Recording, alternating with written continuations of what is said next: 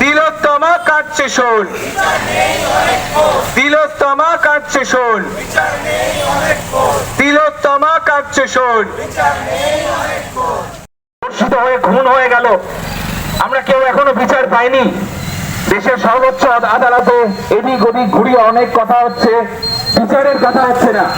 আজকে নিজের কর্তব্যস্থলে কর্তব্যরত অবস্থায় একজন ডাক্তার যদি ধর্ষিত হয়ে খুন হয়ে যেতে পারে, তাহলে আমরা প্রত্যেকে নিজের বাড়িতে কতটা সেফ, এটা আমরা নিজেদের প্রশ্ন করি।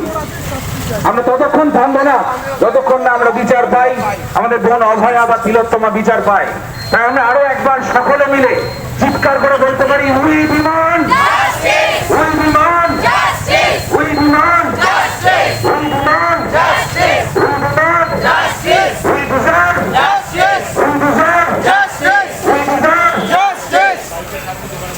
তুমিও গাও আমিও গাই, অপরাধীর শাস্তি চাই, তুমিও রক্ত। এক মাস প্রায় শেষ, তুমিও গাও আমিও গাই, কার্যকর খুন এবং ধর্ষণ কাণ্ডের তুমিও গাও আমিও গাই মহামান্য আদালত ঘোষণা করছে। তার প্রতিবাদে এখন আন্দোলন চলছে, জারি থাকবে।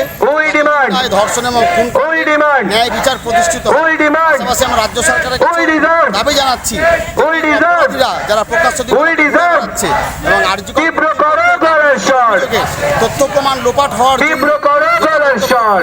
অত্যন্ত বিলম্ব ব্যক্তিদের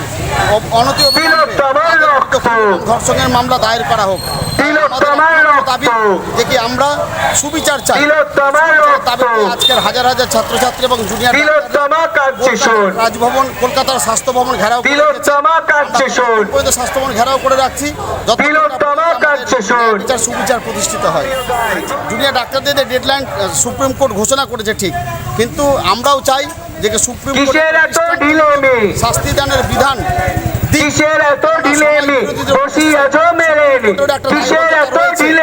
সমাজ বিরোধীদের বিরুদ্ধে দৃষ্টান্তমূলক শাস্তি। ডেডলাইন আমরাও কাজে ফিরতে চাই।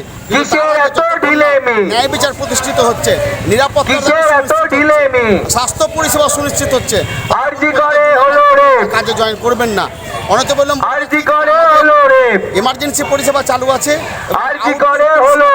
সিনিয়র চিকিৎসকরা তারা আউটডোর পরিষেবা দিচ্ছেন। পাশাপাশি সমান্তরালভাবে সাধারণ মানুষ এবং আমাদের ডাক্তারদের মুখে কিন্তু আর পেট দিয়ে রাখা যাবে না। ওষুধ পরিষেবা আমাদের চলছে। আমরা ততক্ষণ থামবো না যতক্ষণ না আমরা জাস্টিস পাই।